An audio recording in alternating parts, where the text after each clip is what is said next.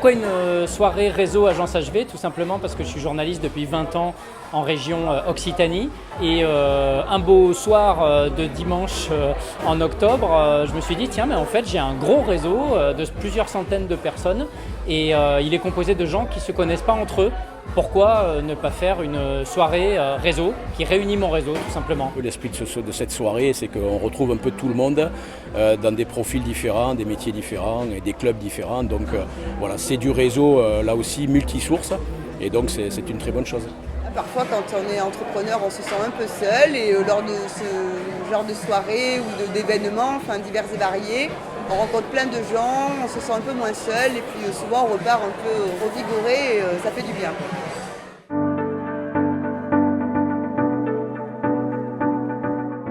J'avais à cœur de dire que pendant longtemps on a regardé la métropole, on l'a souvent jalousé depuis le Cap ou depuis Sète. Aujourd'hui on est très heureux et très fiers d'accueillir les Montpellierais sur le territoire. Donc ça on a un peu renversé la tendance.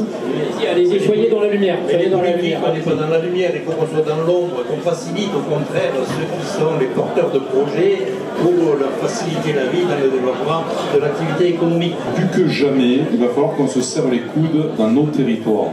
Plus que jamais. Il va falloir que l'intelligence collective nous aide à créer de l'innovation et nous aide à créer de la richesse pour amener avec nous tous les gens qui vivent dans ce territoire. Vous êtes des chefs d'entreprise, donc vous avez la clé avec nous. Nous, comme dit François, on est là pour vous accompagner. Il y a plus d'une centaine de projets qui sont venus ici d'implantation en 6 mois, imaginez. Ça veut dire que le territoire est extrêmement attractif et il fallait juste se structurer, s'organiser et être prêt à mettre le terreau fertile pour accueillir ces graines qui vont pousser et devenir les champions de demain.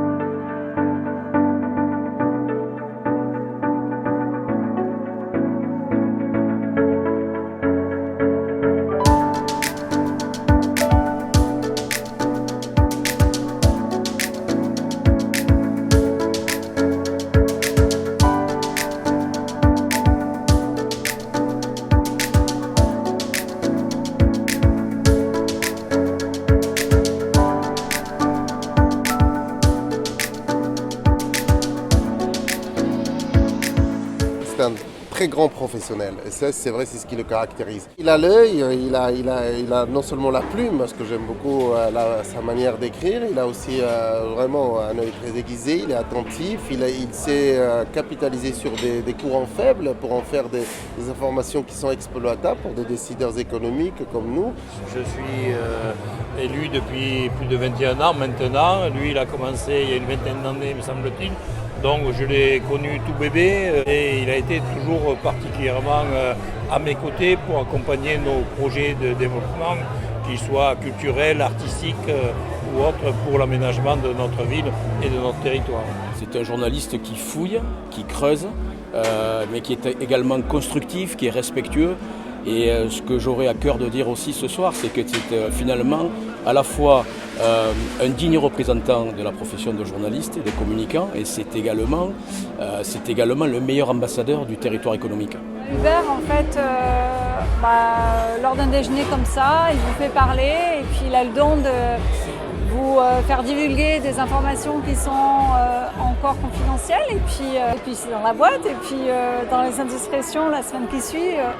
On voit la petite info.